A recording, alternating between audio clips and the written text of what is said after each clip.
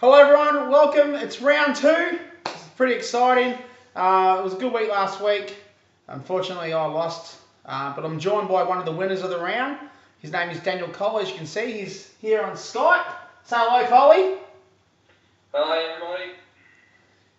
That was his prize for beating me. He got to go on this week's Footywired review. So a review. It's a preview. Actually, it's a preview. So, Coley, what did you make of round one?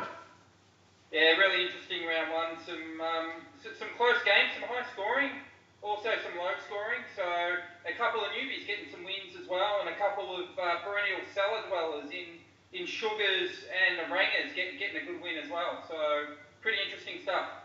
Yeah, it is interesting because Sugar and Orangers can't even say the word, but they're always coming last. So interesting to see that they've got pretty good size. I mean, Sugar's Ablett looks like he's back to full strength. That's pretty good. What about you? How do you feel yourself? You beat me, unfortunately, but you did. It's a pretty big effort. But you did lose Dane Swan, so you got people to replace him. Pretty big effort there by the Rollers. Obviously, Tom Hickey getting 58. Probably not going to be able to rely on that every week, but a little bit of improvement for the Rollers too. Steph Martin only got 61 at utility, and he's supposed to be the second best utility in the game. So it was a good win by the Rollers, but a little bit lucky. Hanbury was injured as well, so we'll take it. Fair enough. All right. So, look, Colin, we're going to go into round two. Before we get started going through some of the teams, any thoughts on this week? Interesting round. By fluke, 5 winning teams from round one actually meet 5 losing teams of round one. So something's going to give this week. There's going to be some 2-0s, some 0-2s, and you don't really want to start 0-2 this early in the season, particularly if your name's Dash. Yeah, well, we know what Dash is like. He got second lowest score last week, so he's got a lot of work to do for himself. Big Sandy back for him this week, though, so... That's it. That sounds like you rehearsed that whole part there. Did you practice that, did you? Mate, I was practicing on the train at 6 a.m. this morning, particularly that line, so glad it worked well. Excellent, very well done. All right, so we'll get going into the round two. First game, we've got Renegades versus Seek and Destroy. Seek and Destroy, I believe, won last week, and they're actually sitting on top of the ladder because they got the highest score of the round. And Renegades are actually second bottom after last week because they got the second lowest score of the round last week. If I go through the teams here, I'll go through the teams. Colin, you can give me your opinion on it. You got Renegades, Tom Hawkins, Nick Rewalt playing his 300th. He's moved Aaron Hall to utility, and Aaron Hall had a great game last week, so that could see if that move pays off for him. Jordan Lewis, Zach Merritt in the midfield, Mumford up the ruck against Geelong, so his old team. Sam Gray halfback. Now Sam Gray is going to be very impressive, I feel, and he's gone Lobe as the tackler. So he's got Libber in the interchange. So he's taken out Mumford. He's put Mumford out of utility, put him to the ruck, put Aaron Hall in the utility there. He does lose Luke Hodge to injury for a few weeks. Any thoughts on that? Yeah, pretty interesting to be honest. Disappointing effort last week with only 258. Stiff obviously takes great pride in being a consistent finals performer. So to only get 258, I don't know if he's pulled the trigger a bit early on Mummy. Aaron Hall, he's having to play Freo and Subiaco. I'm not really sure about that move, to be honest. One thing it'd be about... interesting if Libber gets a game. Like Libber last week wouldn't have done that much a halfback, but if he gets a bit of confidence after that first game, I'd give Libber a go myself. But it'll be interesting if Renegades can bounce back. They are a classy team. Fair enough. Well, Aaron Hall, by the way, just throughout pre-season has been phenomenal. So that move might pay off. We'll see how it goes. Now, Seek and Destroy our current ladder leaders. Charlie Dixon kicked a couple of junk time goals. Not really junk time because they needed the game. They needed the goals to get in front, but they were fourth quarter goals last week. LaCroix up against the Hawks, who's obviously were a bit depleted this year. Dangerfield Utility, who 90 for a utility last week. He was absolutely awesome. See what GWS does with him. Ollie Wines and Dylan Shields, strong midfield. Reece Stanley in the ruck. Now, Reece Stanley actually had more hit-outs than Zach Smith last week, so he's swapped Smith and put Reece Stanley in. Prittis halfback. We know what he was doing. Hawks won't tag. And Hamish Hartlett is a tackler. Just one thing with Hamish Hartlett, I believe he will be doing a late fitness test, so I think Hayden might need to double check on that one. And Blixfast's interchange. So thoughts of that team? Yeah, quality performance in round one. I mean, to first up into a new league, to ping 347 is a brilliant effort by Seek and Destroy. Dangerfield will be interesting. There's talk of a pretty hard tag on him this week. I mean, can you really tag quality? It'll be pretty interesting to see if he can repeat his brilliant form. We know Hawthorn sort of left him alone last week despite his brilliance. And then, like you said, Pritis is a superstar halfback, so he's going to go pretty well. Really interesting to see Seek and Destroy come back up to 347. If they do, I think they're going to be too much for the Renegades because I think, I don't know about the Renegade side, to be honest, off the back of a 258 last week. Yeah, well, look, that's why he's made a few changes. And it's the start of the year. You're still trying to work out.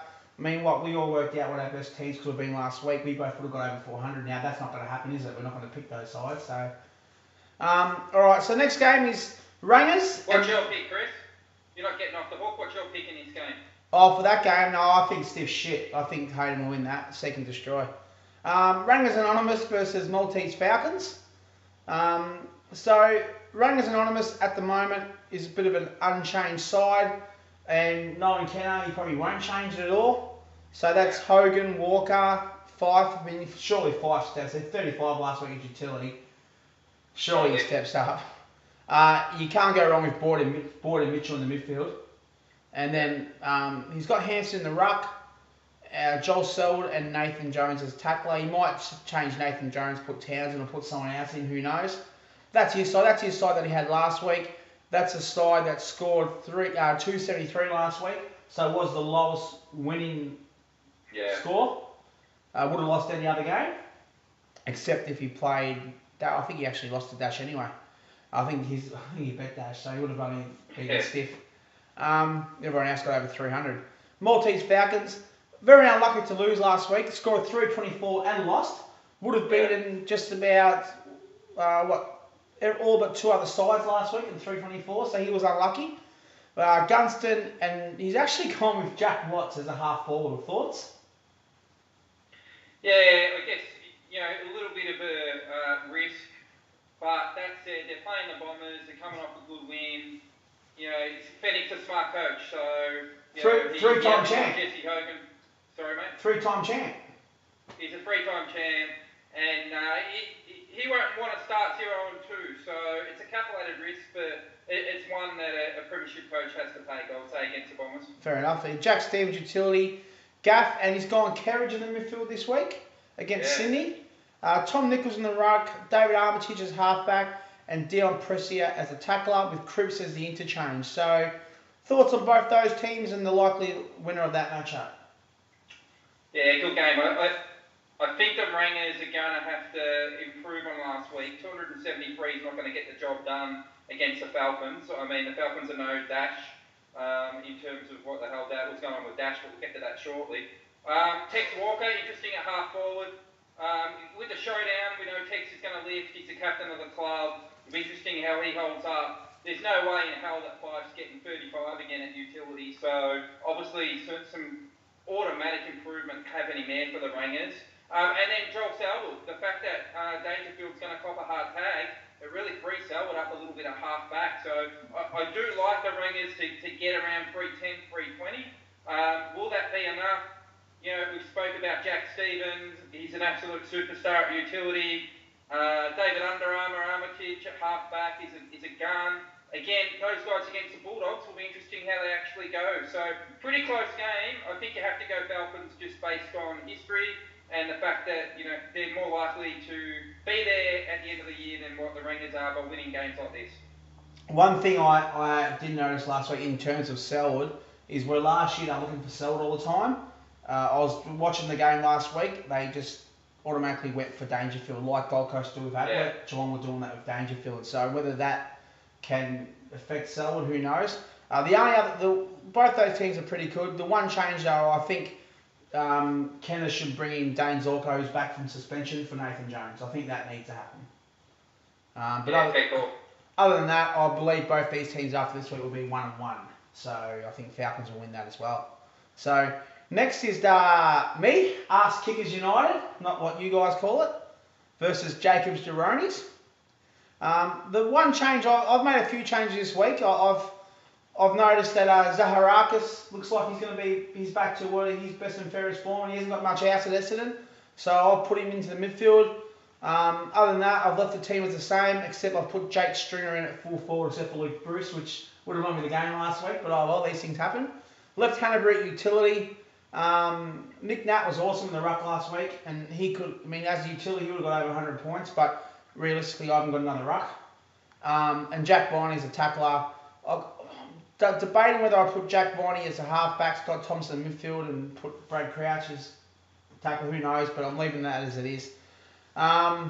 Jacob Jabronis, who last week got a win and scored 334, so obviously got a very good score last week.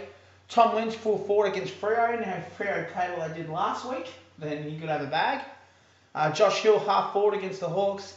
Tom Mitchell, after his performance last week, is moving to utility against Carlton. Dusty and Parker in the middle. Now, I would probably rather keep Parker at utility and not Dustin Martin, but that's up to him. Now, Jacobs always lifts up for a showdown. That's in the ruck. And let's be honest, Lobie for Port's been shocking. He has been dreadful. If he can get 58, if he can get 58 hit-outs against Lobie, what's Jacobs going to do? And Montagna halfback and tackler is Higgins. So, what are your? I mean, obviously, I think I'm going to win. What are your thoughts on that matchup? Good game. Based on last week, this is the game of the round because the two teams are combined for 649 points last week, and that clearly is the highest of all the teams that are matching up this week as a battle. So if you have a look at your team, Chris, I like the inclusion of Stringer. He's an Etihad specialist. I really think he'll play well. Buddy, really in theory, should smash the Blues. Sometimes got to be a bit careful when a team wins by 10 goals because a lot of different players can contribute compared to just Buddy. But I do think the forward line looks very, very strong for your side there. Hannaberry obviously went off in the last quarter or close to three-quarter time last week. Interesting. If he can play a full game, he's going to set you up. And I agree with Scotty Thompson at half-back. He's a little bit of a risk because those old legs, in a derby or a showdown, as they actually call it over there, I don't know if he's going to play a whole 4 quarters. So whether it's midfield or half-back, I'm not quite sure Scotty Thompson will be running full steam ahead in the last quarter. So interesting coaching dilemma there for you. Jacob Stronis, fantastic effort to come into the comp. What did you call him? Sorry, what did you call him? Jacob Stronis. Jacob's Jabronis. Jabroni. It's like you or Jabroni. Okay, so Team Jacob. Pretty interesting. Who's utility there, Chris? He's got Tom Mitchell. Last week he had Luke Parker. This week he's gone Tom Mitchell. Yeah, so one of the trends I noticed in some preparation for today's show was there are a lot of Sydney players playing in key positions this week. Wait. You prepared for today's show? I prepared for about 5 minutes for this show, and it was worth every minute because suddenly it's a bit easier to know that Mitchell was utility, and there are utilities and halfbacks going on everywhere for Sydney, and some of these coaches are going to be caught with egg on their face, I think, because they're not all going to burn it up. Carlton were pretty competitive last week, and I don't know whether Mitchell, and when we get to Dash's team, he's lining them up, and you're lining them up with Hannaberry there, Chris, so something's going to give. Interesting coaching decision here with Sean Higgins at tackler as well. Now, I know he carved it up last week. He was probably close to the second highest tackler in the whole league behind my man Andrew Swallow, but I reckon that was a Haley's Comet scenario. I'm not convinced that Higgins is going to tackle again, and I think this may be a rookie coaching move there by Jacob. You know it's his second year, don't you? He just changed it. Last year his team was Mitchell's Militia. Yeah. So he is not a rookie, but he's a sophomore, whatever you guys want to call it. Yeah, and he didn't play finals last year, so he's a rookie in my eyes, to be honest. Fair enough, but you've never won it either, so you're a rookie in my eyes. Okay. Cool. All right. So at the end of the day, I'm going to go ask kickers. I like the forward line a bit better. I think he can bounce back, Chris. You were a bit unlucky last week in Canterbury. I think you might have a little bit too much firepower, to be honest. Well, I think your shit midfield. Yeah, well, I have got a shit midfielder. I can trade one of my forwards for a really good midfielder, anyone, but I'm hoping to get a win as well. But last year I won my first 3 and didn't make the finals, so see what happens there. All right. Sugar Daddies versus, obviously you've been waiting for this one because this is Dash's team, No Dumplings, or more like a dump. Sugar Daddies versus No Dumplings. I'm calling already. I'm calling Sugar Daddies to win it. Robbie Gray last week was awesome, but he's got him playing at full forward this week. Jared Waite at half forward.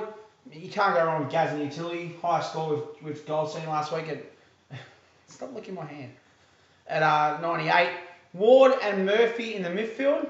Max Gawn at ruck. Adam Treloar halfback against Richmond. Now, wouldn't be surprised if Adam Treloar gets his head knocked off in the first 10 minutes here because Richmond want to kill him. And then he's got Lukey Dalhouse as tackler and Mark Murphy at interchange. Now, that's surprising because Mark Murphy last week was pretty good. And, I mean, see, I know he's playing against Sydney, but you can't go wrong with the game way he played last week. Played well. No dumplings. Betts, full forward. Johnson, half forward. Kieran Jack, utility. Interesting. I don't think Kieran Jack's been that good to justify playing utility. Bryce Gibbs and Heath Shaw in the midfield. Now, he just shot 55 in the midfield last week, tied with Sammy Mitchell. He gets back big Aaron Sandlands. Massive difference considering he didn't have a ruck last week. So, and Sandlands is up against Tom Nichols, so he can easily get a 40 or 50 hit-out game. Josh Kennedy, halfback. Disappointing last week, but we know what Josh Kennedy can do. And then Justin Westhoff as a tackler and Jack Siebel interchange. So, give us your thoughts on that one. Just to let you know, I think Sugar's going to win it. I think Dash's team, particularly with Steve Johnson, I know he's got a revenge game against Geelong or whatever you want to call it. I don't like Kieran Jack as utility. I like his midfield and his ruck, but other than that, I don't. I think Sugar Daddy's got more class all along the field to win. Your thoughts? Almost fell off my chair there, Chris. Waiting for the day that you said Sugar Daddy's had more class than a side. I haven't heard that for a lot of years. But full credit to Sugars, or maybe Fennick, for the draft. No, Sugar done his own. Sugar done his own. Well, full credit to him because his lineup does look pretty good. You've got a forward line. Robbie Gray at full forward. Well, he's probably good for 1 or 2 goals in a showdown. He's going to rest down there with my boy Wingard, so he's going to go all right. Jared Waite looks $1 million. You wouldn't know that he's getting on in age, so he could feast on the Brisbane Lions the way that they leaked goals last week. Gazza, obviously a little bit harder matchup against Fremantle compared to Essendon, but Gazza's on a mission. So, that 80 or 90 is easily attainable now that clearances are still in at utility for Gazza. Maxi Gawn, be interesting how he goes against the Bombers in the ruck. He's a good pick up there by Sugars. I know he's rucking a lot of percentage of time for Melbourne as well. So, it's a solid side by the Sugars. He really, 321 last week, doesn't look like it was a fluke. I think he could be capable of 320 again, which could be good enough against no dumplings. So, really, you look at their score last week, I know they fucked up in the ruck. I don't know what was happening there. Was there a late withdrawal? What happened there? No, he didn't take out Grundy and he left Grundy in there. Obviously, we know Grundy didn't play, so... So Dash was obviously motivated for round 1 to get a win. Put a lot of time in. His forward line looks good. Eddie Betts, he's going to love the showdown. Stevie J is good for a goal or 2. GWS are a sneaky chance against Geelong. That was a physical game against the Hawks last Monday, so they're on a 6-day break. Heath Shaw, brilliant in the midfield. But, Dash is going to need more than Heath Shaw. I think the key to this game is going to come from his 2 Sydney guys, Kieran Jack at utility and Josh Kennedy at half-back. One of them are going to have to, almost go best on ground in the Footywired comp this week for Dash to get to 320, 330, because I think that's what he's going to need to win this game. So, I think I'll go the Sugars. We're going to move on because we're running out of time. YouTube only lets me put about 22 minutes on and we're at 18 minutes. So your game and Michael's game, mixed gone with Drew Petrie and Josh Caddy at half forward, which is very interesting. He's got, get down Millie, sit down. You're in the way. Yeah, high five to you. Toddy Goldstein, utility. He's gone Johansson in the midfield, who would have got heaps last week, and Jack McGrath has gone 2 doggies in the midfield. Tippett at the ruck, Shuey at half-back for some reason. Shuey goes missing in the MCG, doesn't realise that. And Tommy Rockcliffe at tackler. So he's taking Rockcliffe out of the half-back spot. And Jack Rewell interchange. So to me, maybe he's stuffing around with us and he's going to change his team. So I don't know about that. I'm pretty sure Jack Rewell gets put back in there, and I'm pretty sure that Rockcliffe gets put back in there as well. And obviously your team, Wingard and Kennedy. Last time Kennedy played for the MCG, he was kept goalless, just to let you know that. That was at the grand final. Wingard full forward, always good in the showdown. Martin, you think he will step up utility this week. Up against Big Goldie though. And Ellis and Simpson in the midfield. Tom Hickey, after his performance last week, was pretty good, Melly. Just get down. Get off. Greenwood, halfback, Swallow, tackler. And you've got Adams as interchange. So, I don't know what you've got pre-planned already for this one. I need to see Mockers full time, because if that's his team, you're going to beat him. If he changes his team, like putting Rewald and Rockcliffe in their positions and so forth, then it could be pretty close. But as it stands, I think you will win. What are you doing? What are you going to choose this week? Yeah, good game. Interesting game, this one, because these two teams drew each other in the pre-season swap of players. So with Tommy Rockcliffe, heart and soul of the Rollers, going across to the Gods, and then Josh Kennedy coming across to the Rollers, and obviously having a birthday last week against the Brisbane Lions. So I agree, if Mick does his team, he's capable of 330 to 340. There's no way you put Rocky as a tackler, you'd have him a half back. And Rewald as an interchange. Yeah, Rewald as interchange, particularly against a disappointing Collingwood last week. Mick's definitely got 330, 340 in him. The question is that enough against the Rollers? 322 last week, Dane Swan getting 0. Obviously, Josh Kennedy's not going to chop it up like he did last week against the Hawks, but Stephen Martin didn't do much last week. There's a bit of improvement there. The midfield. But do you think you will get 108 or whatever it is, 110 from your full forward and ruck again though? No way. So I don't think that's happening at all. I guess the key's going to be Hickey. The Bulldogs aren't that strong in the ruck. Either Lobby, like you said earlier, Chris, is just having an absolute Barry Crocker, or Hickey is the most improved ruckman in the league. So I guess we'll find out against the Bulldogs. They did draft a high pick. They did trade for a high pick for him, didn't they? From the Gold Coast. So. Yeah. All right. And maybe he's lifted at the Rollers, but this is going to be a good game. I won't really give a selection. I think let's hope for no injuries after what happened last week with Dane Swan, and let's hope that Mick plays his full team and the best team wins. No It'd worries. be great to send the reigning premier to a 0-2 hole. Would be fantastic. All right. So just let you know, I might have to cut that last bit out because I'm over 22 minutes. But anyway, thanks for joining me, Coley, on Skype. Coley's on Skype, everyone, if anyone wants to catch him up. If anyone else wants to ever join me on the review, we can do this. Probably won't go as long as what this video has because Coley had all these notes written down and he prepared for this show. Who knows? So, Coley, thanks very much. Thanks, Chris. And everyone.